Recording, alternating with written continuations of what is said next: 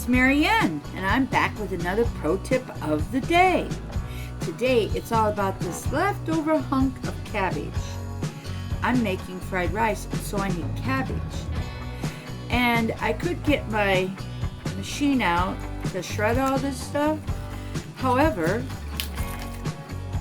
I just don't want the mess today. So, it's all about here, my knife, and my cutting board. It has a wet paper towel underneath it, so it will not move on the table while I'm sitting here cutting my cabbage. So join me. Let's watch the knife skills today. So this here is the core of the cabbage, and it's going to be popping up right about in there. And you can see that there's some graying here of the cabbage. I've used this already. I really don't want that in my fried rice, so herein I'm just going to go like this. See those little pieces? And what's really cool is they will melt inside your fried rice, and your kids and your family and you will reap the benefits of cabbage.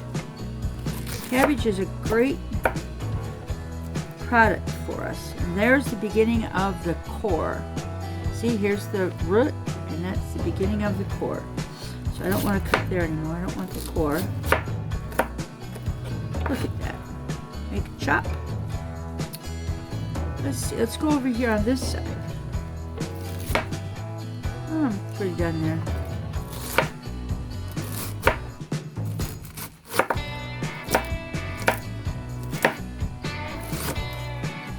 I like to make cabbage coleslaw. Coleslaw is so good. I got a great recipe that uses apple cider vinegar and honey and a grainy mustard and some horseradish sauce. No salt. It did call for celery salt, but I never had any. I did buy some so I can see what it's going to be like. There, look at. I think that's pretty much done. That's going to be the core. I'm not really sure how I'm going to cut the rest of it. So if you got birds you're feeding, or rabbits, or anything else that you can think of to feed this to, neighbors' chickens, and go by all means, go for it. But me, I'm going to let that go. And look, in just a few moments, I have cabbage. It's already chopped up and ready to go into my fried rice.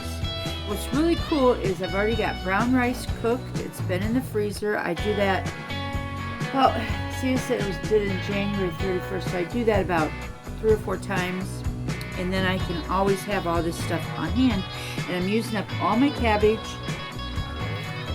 to make my pork fried rice. And it will make it go longer too. So I can make one of it, and if I have to, I can freeze it.